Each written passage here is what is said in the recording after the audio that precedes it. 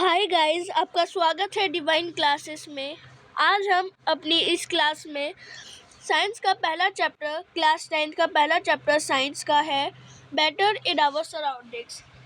तो आज हम इस वीडियो में मैटर के बारे में पढ़ने वाले हैं और एक इंट्रोडक्शन और ओवरव्यू लेने वाले हैं कि कैसे हम इस चैप्टर को पढ़ेंगे और क्या क्या इसमें हम सीखेंगे मैटर के बारे में। जैसे आप चैप्टर में देख सकते हैं कि बेटर इन आवर सराउंडिंग्स, तो मेन थिंग हम जो पढ़ेंगे बेटर के बारे में कि बेटर हमारे जो सराउंडिंग्स में होता है क्या। पहले तो हम देखेंगे कि बेटर होती क्या है, फिर उसके बाद हम उसके फिजिकल नेचर को देखेंगे, फिर उसके बाद हम लोग देखेंगे कि क्या पार्टिकल्स मूव करते हैं, क्या पार्टिकल्स के बीच में स्पेस होती है, कितने छोटे होते हैं पार्टिकल्स, क्या पार्टिकल्स के बीच में फोर्स ऑफ अट्रैक्शन होता है। तो ये सब हम चीज़ पढ़ेंगे। फिर उसके बाद हम पढ़ेंगे कि मैटर्स की पर्सनैलिटी या हम कह सकते हैं उनका कैरेक्टर स्केच के बारे में पढ़ेंगे। क्या क्या उनमें खूबियाँ हैं, कैसे कैसे वो जैसे हमने पढ़ा कि क्या उनमें स्पेस होता है, उनकी हम पर्सनैलिटी के बारे में जानेंगे, उनकी कैरेक्टरिस्टिक्स के बारे में जानेंगे। फिर उसके बाद हम लोग पढ़ेंगे कि मैटर 3 स्टेट्स में एग्जिस्ट करता है, पहला सॉलिड और फिर लिक्विड और फिर उसके बाद गैस। तो हम पढ़ेंगे कि जो सॉलिड स्टेट में जो मैटर एग्जिस्ट करता है, क्या उसका डेफिनेट शेप होता है, क्या उसकी बाउंड्रीज होती है, क्या वॉल्यूम उसमें होता है और क्या उसमें कंप्रेसिबिलिटी होती है। हम ये सब प्रॉपर्टी को लेके चलेंगे सॉलिड स्टेट, लिक्विड स्टेट और गैसियस स्टेट में। फिर उसके बाद हम देखेंगे कि क्या मैटर अपनी स्टेट चेंज कर सकता है। अपने 4th सेक्शन में हम देखेंगे कि क्या मैटर अपनी स्टेट चेंज कर सकता है, क्या सॉलिड लिक्विड में बदल सकता है, क्या लिक्विड गैस में बदल सकता है, क्या गैस सॉलिड में बदल सकता है। तो हम देखेंगे कि ये बदल सकता है या नहीं, अगर बदलता है तो किस सिचुएशन पे बदलता है।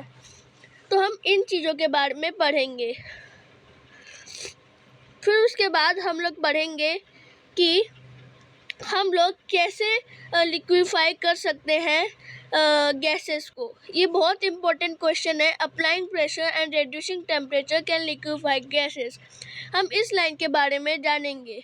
इसमें बहुत इंटरेस्टिंग और बहुत रुचिदायक क्वेश्चन है कि when a solid melts its temperature remains the same, so when the heat go, energy go. तो जब भी अगर आप कभी पानी को उबालते हो, पानी को छोड़ो, हम सॉलिड की एग्जांपल लेते हैं। सॉलिड, इसमें सॉलिड कहा गया है तो सॉलिड हम एज अ आइस लेके चलते हैं। आइस भी एक सॉलिड ही है। तो आइस को जब भी हम गर्म करते हैं तो आइस का जो हीट है, जब हम उसको हीट देते हैं तब उसकी जो हीट है वो जो आइस है वो गरम नहीं होता, बल्कि जब वो पानी में बदलता है तब जाके वो गर्म होता है। आइस में वो गर्म नहीं होता, आइस में वो ठंडा ही रहता है जितना हम हीट देते हैं उसको। तो ऐसा क्यों होता है, आइस भी गर्म क्यों नहीं हो सकता पानी की तरह। तो ये जो आइस की हीट है, जो हम उसको हीट दे रहे हैं, वो आइस कहाँ ले जा रहा है उस हीट को, तो उसके बारे में हम पढ़ेंगे। फिर उसके बाद हम लोग मेन टॉपिक इस चैप्टर का जो 3rd पिलर है वो इवेपोरेशन के बारे में पढ़ेंगे। तो ये चैप्टर 3 पिलर्स पे बेस्ड है। पहला कि what is matter, physical nature of matter, characteristics of particles of matter. फिर ये पहला पिलर हो गया। सेकेंड पिलर में हम लोग पढ़ेंगे states of matter like solid state, liquid state और गैसियस स्टेट। हम इन तीनों चीज़ें स्टेट्स के बारे में पढ़ेंगे और ये सॉलिड, लिक्विड, गैसियस स्टेट किन किन प्रॉपर्टी पे एग्जिस्ट करता है उनके बारे में जानेंगे। फिर ये हमारा सेकंड पिलर हो गया।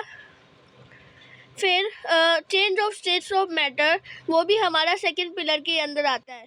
थर्ड जो हमारा पिलर है उसका वो है इवेपोरेशन। तो ये 3 पिलर्स पे हमारा चैप्टर पूरा बेस्ड है। और इस चैप्टर से बहुत सारे क्वेश्चंस बनते हैं। मैं उनके असाइनमेंट्स आपको देते रहूँगा, सॉल्व्ड और अनसॉल्व्ड क्वेश्चंस के। और फिर उसके बाद हम अपनी समरी करेंगे, फिर उसके बाद क्वेश्चन आंसर्स भी हो जाएगा। तो आज के लिए इतना ही। अगली क्लास में हम लोग पढ़ेंगे व्हाट इज़ मैटर और उसके प्रॉपर्टीज़ के बारे में या कैरेक्टरिस्टिक्स के बारे में पढ़ेंगे। Thank you and have a nice day.